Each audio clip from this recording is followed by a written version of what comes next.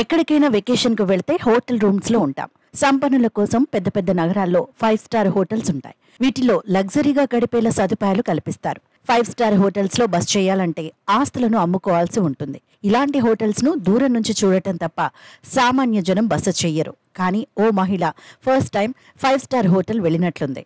5 star hotel balcony భిన్నంగా వాడింది. సాధారణ అపార్ట్మెంట్లోలా బాల్కనీలో బట్టలను ఆరేసింది. ప్రస్తుతం దీనికి సంబంధించిన వీడియో సోషల్ మీడియాలో తెగ వైరల్ అవుతోంది. పల్లవి వెంకటేష్ అనే భారత్కు చెందిన మహిళ ఇటీవలే తన తల్లితో కలిసి దుబాయ్కి వెళ్ళింది. వెకేషన్ కోసం వెళ్లి వారు అక్కడ కాస్ట్లీ 5 స్టార్ హోటల్లో దిగారు. అట్లాంటిస్ ప్రాంతంలో ఉన్న ది పామ్‌లో బస్ చేశారు.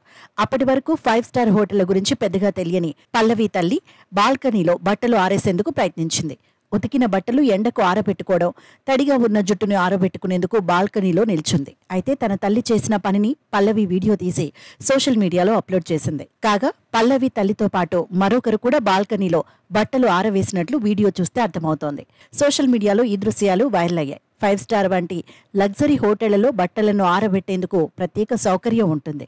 దాన్ని విడిచిపెట్టి సాధారణ అపార్ట్మెంట్లో ఉంటున్నట్లుగా బాల్కనీని బట్టలు ఆరవేసుకోవడానికి ఉపయోగించడంతో నెటిజన్లు సరదాగా కామెంట్స్ చేస్తున్నారు. ఈ వీడియోపై హోటల్ యాజమాన్యం కూడా స్పందించింది.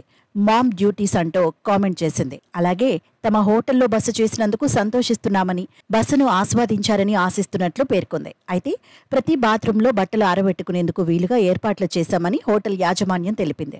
అక్కడ కూడా ఆరబెట్టుకోవచ్చనే విషయాన్ని గుర్తు చేసింది. మరోవైపు ఈ వీడియోపై నెటిజన్లు రకరకాల కామెంట్స్ చేస్తున్నారు. ఆ మహిళ ఎంతో ఎత్తులో బట్టలు ఆరవేస్తుందని, ఒక్కసారి అవి కింద పడితే దొరికేది కష్టమే అంటున్నారు.